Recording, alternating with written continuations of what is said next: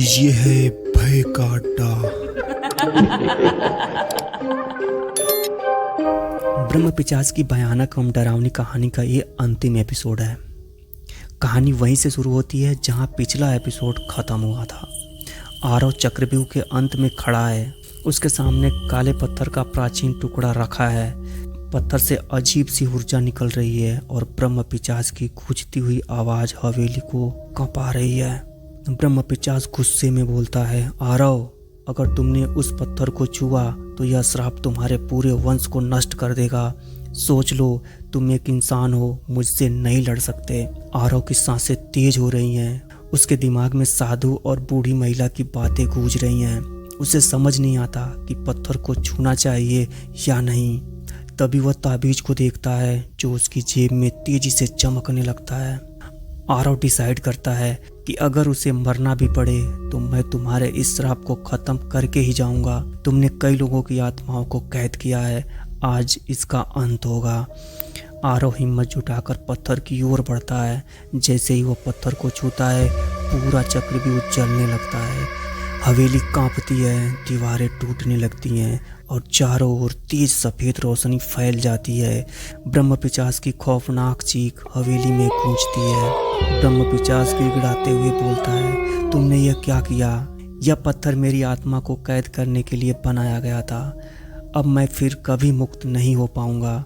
आरव देखता है कि ब्रह्म पिशाच का भूतिया स्वरूप धीरे धीरे पत्थर के अंदर खींचा जा रहा है। पत्थर काले से सफ़ेद हो जाता है और फर्श पर गिरकर टूट जाता है। हवेली अब शांत हो जाती है, लेकिन आरव जमीन पर गिरकर बेहोश हो जाता है। कुछ घंटे बाद आरव अपनी आंखें खोलता है। वह हवेली के बाहर खुली हवा में लेटा है। सूरज की किरणें उसके चेहरे पर पड़ रही थी। वह चौंक कर उठता है और चारों ओर देखता है।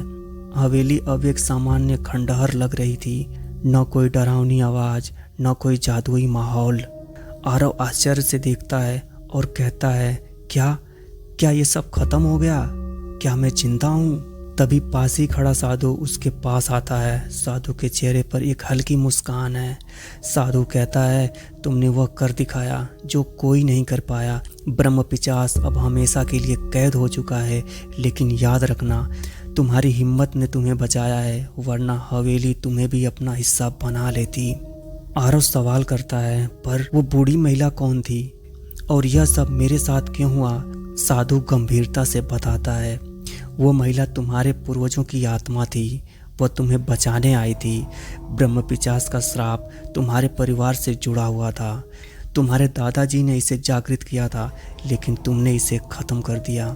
अब तुम्हारे वंश पर कोई खतरा नहीं है। आरव राहत की सांस लेता है।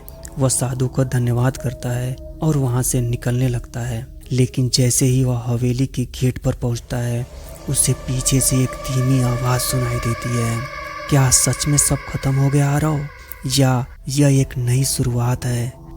ब्रह्म पिशाच की भयानक और डरावनी कहानी का अंत हो जाता है।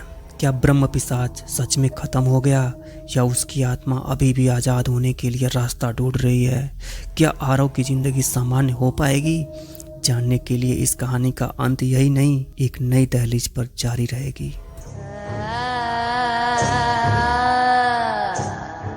पूरा एपिसोड सुनने के लिए आपका दिल से धन्यवाद।